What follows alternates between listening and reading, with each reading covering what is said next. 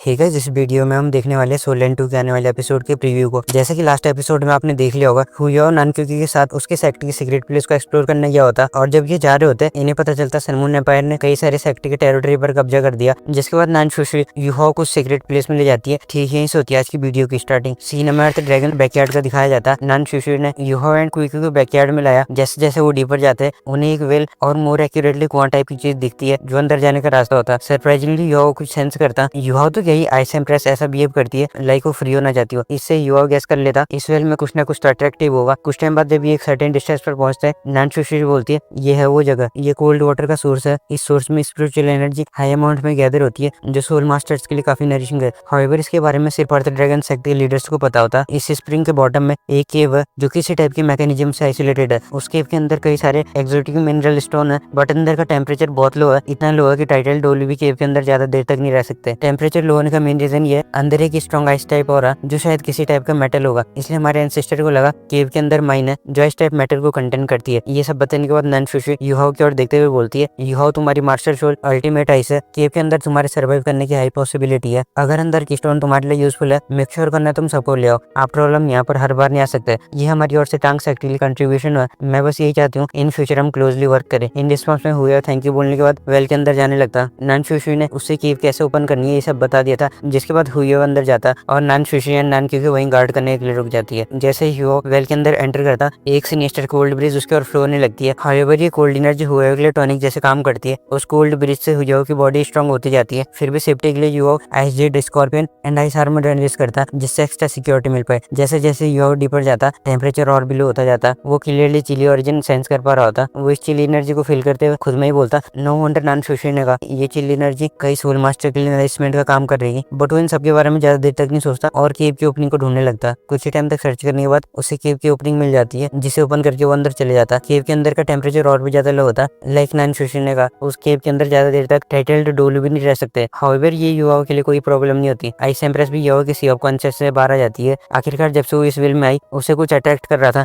जिससे उसकी बॉडी में ग्रीनिश लाइट शाइन होने लगती है। ये देखकर वो दोनों शॉक हो जाते हैं। इसी के साथ वो आसपास का सराउंडिंग चेक करने लगते हैं। वहाँ पर कई सारे आइस क्रिस्टल होते हैं जो डीप ब्लूइश कलर के थे but for some reason ice jet green light appear होने से क्रिस्टल का कलर चेंज हो जाता। युवा पजल लुक में आइस एम्प्रेस से पूछता ये सब क्या है बट आइस एम्प्रेस तो खुद में स्टैंड होती है। वो कैसे युवा को क्वेश्चन सुन पाती। वो सरप्राइज लुक में बोलती है ये तो लेजेंडरी मैनीफोल्ड मिस्टीरियस आइस केव है। ये कैसे पॉसिबल है, ऐसे प्लेस कैसे एग्जिस्ट कर सकती है। युवा को इस टाइम पर आइस एम्प्रेस की फेस पर जो एक्साइटमेंट दिख रही थी वो इससे पहले कभी नहीं दिखी थी। कुछ टाइम बाद जब आइस एम्प्रेस खुद को काम करती है वो युवा से कहती है युवा ये अनबिलीवेबल है, तुमने ये प्लेस कैसे ढूंढी। इन रिस्पॉन्स में युवा कहता मुझे यहाँ पर एक एल्डर ने लाया। मुझे ये बताओ आखिर ये manifold mysterious ice cave and divine ice crystal क्या है। आइस एम्प्रेस भी डीप ब्रेथ लेते हुए एक्सप्लेन करने लगती है मैनीफोल्ड मिस्टीरियस आइस केव एक अल्टीमेट आइस टाइप की प्लेस है। अगर मुझे और स्नो एम्प्रेस को तुम्हारी स्पिरिट बनने से पहले मैनीफोल्ड मिस्टीरियस आइस केव मिलती फिर हमें ब्रेक थ्रू करने की जरूरत नहीं पड़ती। हमारी एबिलिटी खुद ब खुद एडवांस होती जाती। मोस्ट इंपॉर्टेंटली इन फ्यूचर हम दीतियान को भी चैलेंज कर सकते हैं। इन शॉर्ट अगर एक वर्ड में कहा जाए तो मैनीफोल्ड आइस केव आइस टाइप कल्टिवेटर्स के लिए एक ट्रेजर ग्राउंड है। दीतियान भी इसलिए बीस्ट गॉड बन पाया क्योंकि उसके हाथ में lake of life treasure ground लगा। आइस एम्प्रेस की बात सुनकर योर डम बॉडली गहरी सोच में पड़ जाता। सोचेगा ही उसने पर्सनली लेक ऑफ लाइफ को देखा था। वो पूरे ग्रेट स्टार डू फॉरेस्ट की लाइफलाइन होती है एंड आइस एम्प्रेस के वर्ड से ये प्रूव हो गया था मैनीफोल्ड आइस केव भी उसके जैसी है। वो आइस एम्प्रेस से पूछता क्या ऐसा मैनीफोल्ड मिस्टीरियस आइस केव एक्सट्रीम नॉर्थ में नहीं है। युवाओं का क्वेश्चन सुन के आइस एम्प्रेस कुछ कंफ्यूजिंग स्टेज में आ जाती है। वो लाइक डिसबिलीव में हो बट इसी टाइम युवाओं की एक और वॉइस सुनाई देती है हाँ क्यों नहीं एक ना एक तो वही है। ये voice sky dream ice form की होती है जो वहाँ पे हुआ। वो भी इमोशनल लेते हुए कहता युवाओं क्या तुम्हें पता मैं इतने लंबे टाइम तक कैसे सर्वाइव कर पाए। इन रिस्पॉन्स में युवा नोट करते हुए कहता हाँ तुमने मेंशन किया था तुम अपना मोस्टली टाइम स्लीपिंग में स्पेंड करते थे एंड ऐसी ऐसी करके 1 मिलियन ईयर्स पास हो गए। मुझे याद है तुमने बताया था मैंने किसी टाइप की आइस एसेंस को कंज्यूम किया और डीप स्लीप में चले गया। क्या इसके अलावा कुछ और बात भी है। इसका ड्रीम नोट करते हुए कहता हाँ जो आइस एसेंस मैंने कंज्यूम किया था वो मैनीफोल्ड मिस्टीरियस आइस केव का था। मैंने एक्सीडेंटली वो जगह फाउंड आउट करी और वहाँ के एसेंस को कंज्यूम करने के बाद मैं मिलियन ईयर का सोल बिस्ट बन गया। इसका ड्रीम की बात सुनकर दोनों ice empress and snow empress इस नोट करते हुए कहते हैं तुम लालची, अगर तुमने वो आइस एसेंस हमें दे दिया होता तो आज बीस्ट गॉड दीतियान नहीं होता। इसका ड्रीम एम्प्रेस फिल करने के बाद कहता छोड़ो पास्ट में जो भी हो उसके बारे में क्या सोचना, ये सब फेट का खेल है। और फिर इनकी बात ऐसी चलती रहती है। जब इनकी बातें खत्म होती है युवा उन डिवाइन क्रिस्टल को एक्सट्रैक्ट करने के बाद उस केव से बाहर जाने लगता जहाँ नानशुशी एंड नानक्यूकी एंसेस्टली उसका वेट कर रहे थे। वेट तो कर ही रहे होते साथ ही नानशुशी नानक्यूकी को टीज भी करती है लाइक अगर उसे युवा पसंद है उसे इनिशिएट लेना चाहिए फिर चाहे कंक्यूबाइन ही सही। बट नानक्यूकी ये बोलते हुए रिफ्यूज कर देती है ये फेलो बहुत स्टबर्न है, वांगडोंग के अलावा किसी को लाइक नहीं करता। इवन वांगडोंग की लुक लाइक भी उसके लिए कुछ नहीं है तो फिर मैं क्या चीज हूँ। नानक्यूकी एंड नानशुशी अपनी बातों में लगे हुए होते इतने मैंने डीप से उस वेल से एक फिगर बाहर आता हुआ दिखता जो कि ऑब्वियसली युहो था। नान क्योंकि उससे पूछने लगती है युहो क्या तुम ठीक हो। इन रिस्पॉन्स में युहो कहता हाँ मैं ठीक हूँ। साथ ही वो नान शुशुकी कहता एल्डर ये केव सच में ट्रेजर ग्राउंड है, आप सही थी, केव के अंदर रेयर मेटल है। इसी के साथ वो अपने हाथ में डिवाइन क्रिस्टल को निकालते हुए नान शुशुकी एंड नान क्योंकि देता। दोनों उसे ऑब्जर्व करने के बाद वापस युहो को देते हैं। साथ ही नान शुशुकी युहो से पूछती है क्या तुम्हारे लिए ये क्रिस्टल यूजफुल है। इन रिस्पॉन्स में युहो नोट करता। कुछ टाइम तक ऐसे इनसे बात करने के बाद युहो फिर से केव के अंदर जाने का डिसाइड करता क्योंकि अभी तक main fold mystery size sessions का मैटर सॉल्व नहीं हुआ था। वहां पहुंचने के बाद ice empress and snow lady दोनों युहो की सी ऑफ कॉन्शियस से बाहर आ जाती हैं और सभी spirits ice empress, snow lady, star anise and ice form वहां के मिस्टीरियस साइज सेशंस को एब्जॉर्व करने लगते। एसेंस तो एब्जॉर्व करता ही है बट यहाँ पर इससे पहले एक ड्रामा होता और वो क्या ड्रामा होता वो या तो आप ऑफिशियल एपिसोड में देख सकते हो या फिर आप कमेंट कर सकते हो। मैं नेक्स्ट वीडियो में पूरे ड्रामा को एक्सप्लेन कर दूंगा क्योंकि ये जस्ट एक प्रीव्यू एक्सप्लेनेशन है तो उसको यहाँ पर एक्सप्लेन करने का कोई पॉइंट नहीं बनता। साथ ही आइस सेशंस एब्जॉर्व करने के बाद स्नो लेडी की मेमोरीज भी वापस आ जाती है। वेल स्नो लेडी की मेमोरीज के साथ साथ ये प्रीव्यू एक्सप्लेनेशन भी यहीं पर खत्म होती है। नेक्स्ट एपिसोड काफी मजेदार होने वाला। मजेदार तो होगा ही, युहो फादर एंड ग्रैंडफादर जो बनने वाला। अब युहो कैसे फादर एंड ग्रैंडफादर बनेगा, क्या उसके रिएक्शन होंगे, ये सब हम नेक्स्ट एपिसोड पे रिव्यू एक्सप्लेनेशन में देखेंगे।